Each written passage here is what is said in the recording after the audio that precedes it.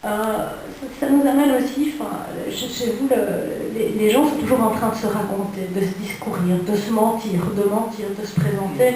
Et notamment, je le trouve au moins parmi les passages que je préfère personnellement, dans ce que vous exposez, c'est quand vous commencez à parler des discours politiques. Il y a des scènes d'anthologie, notamment dans Verre cassé, où on retrouve ça sous de multiples formes chez vous, où par exemple un homme politique demande à toute sa sbire de communication de trouver une formule aussi percutante que celle de son rival politique qui est « j'accuse ».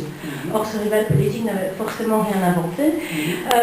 Mais donc voilà, c'est cette notion même de discours. J'ai l'impression que vous la prenez, vous la retravaillez, et c'est sans cesse la matière finalement de l'écriture.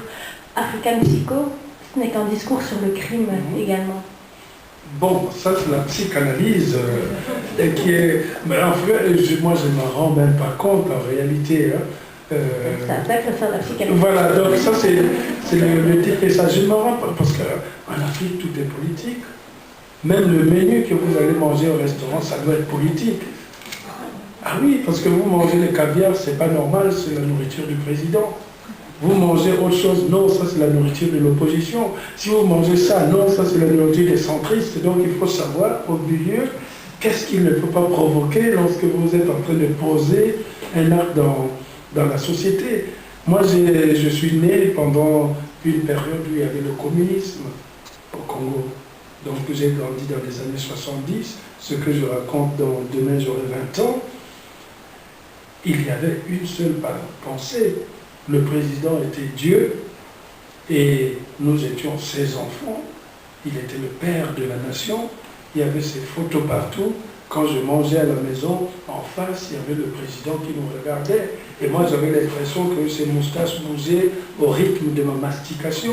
Donc, je crois qu'on ne peut pas se sortir de cela. La vie au Congo-Brazzaville, voire au Congo-Kinshasa, demander à Bofan, c'est toujours une certaine joute politique. Et chez nous, tout le monde était membre du parti depuis le fœtus de sa maman. C'est-à-dire, il y avait un article qui disait les gens qui sont nés et qui ont été conçus même il y a 1 heure, ils sont tous des membres du parti. Donc, quand le bébé naissait, il avait son pins du parti communiste avec. Donc, du coup, le roman devient en quelque sorte un discours. Même quand vous prenez Soni Laboutansi, c'est un discours, Chikaya Outamsi, c'est un discours, Amadou Kourouma, c'est un discours. Tout roman africain est forcément un discours parce qu'à côté de la nourriture qu'on mangeait, le sel qu'on mettait était un sel politique. Et peut-être que nous essayons de rêver d'une société débarrassée de ce discours que nous écrivons. Mais ce discours est important à notre équilibre. On le fait de manière naturelle. De la même manière que vous verrez dans le roman européen, il y a une certaine assise dans une forme de la description de ce qu'ils ont ou de la déconstruction de leurs propres sentiments. Mais les sentiments, pour nous, il est à l'intérieur de la politique. On n'avait pas le droit d'être amoureux sans demander ce que pensait le parti. Donc tout est à l'intérieur dans cette gangrène. Mais ce qui est important, c'est de laisser parler les personnages du roman. Il ne faut jamais que l'écrivain parle à la place des personnages parce que c'est ça qui devient très agaçant. Vos personnages sont très bavards en général. Je préfère l'imaginaire romancier dont le personnage ne parle pas.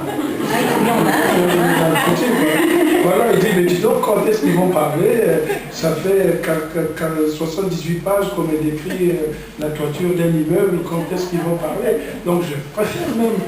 Moi, je suis dans le roman théâtral.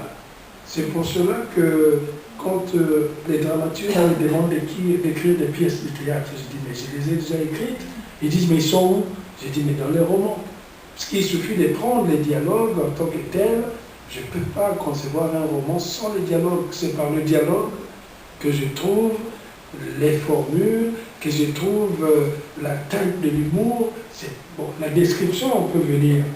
quand je dis d'envers Crassé que son mensonge était gros comme la résidence secondaire d'un dictateur, c'est une discrétion.